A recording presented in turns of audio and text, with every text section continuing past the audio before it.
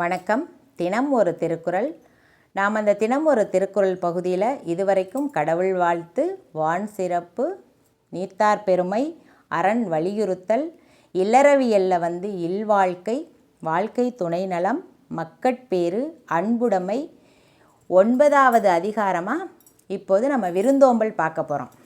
இந்த இல்லறவியலில் இல்வாழ்க்கை, வாழ்க்கை துணை நலம், மக்கட்பேறு, அன்புடைமை, இது அனைத்திற்கும் முத்தாய்ப்பாக இருப்பதே இந்த விருந்தோம்பல்.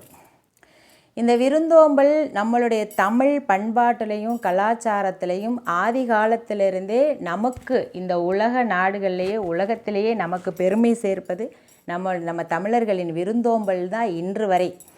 இப்படியாப்பட்ட இந்த விருந்தோம்பல் ஆதி காலத்தில் எப்படி தோன்றியதென்றால், விவசாயம் சார்ந்து ஒரு விவசாயம், ஒரு நெல் விவசாயம் செய்கிறவங்கக்கிட்ட அந்த காலத்தில் மிளகு, தானியம், மற்ற பயிறு அந்த பொருட்கள் எல்லாம் இருக்காது. இவங்க என்ன பண்ணுவாங்கன்னா, நெல்லை அவங்கள்ட்ட கொடுத்துட்டு அந்த தானியம் வச்சுருக்கவங்கக்கிட்ட இருந்து வாங்கிக்குவாங்க. தானியம் வச்சுருக்கவங்க இவங்கக்கிட்ட நெல் வாங்கிக்குவாங்க. இந்த பண்டமாற்று முறை நடக்கும்போது அங்கே ஒரு விருந்தோம்பல் நடக்குமா. அப்படி தோன்றியது தான் நம்மளோட தமிழ் பண்பாட்டில் முதல்ல தோன்றியது விருந்தோம்பல். இந்த விருந்தோம்பலை வள்ளுவர் எப்படி சொல்கிறாருன்னா, நம்மளோட உறவினருக்கோ நண்பருக்கோ சுற்றத்தாருக்கோ நாம் படைக்கும் விருந்தோம்பலை அவர் விருந்தோம்பல்னே சொல்லலை. நமக்கு யாரென்றே தெரியாத, அறிமுகம் இல்லாத, புதியதாக வரும் நபர்களுக்கு அமுது படைத்து அவர்களை மகிழ்ச்சி அடைய செய்வதையே விருந்தோம்பல்னு சொல்கிறாரு. அதாவது அதிதிகள், யாசகம் கேட்டு வருபவர்கள், அடியாருக்கும் அடியவர்கள், வழிப்போக்கர்கள், யாத்திரை செல்பவர்கள், இவங்கெல்லாம் நமக்கு யாருன்னே தெரியாது.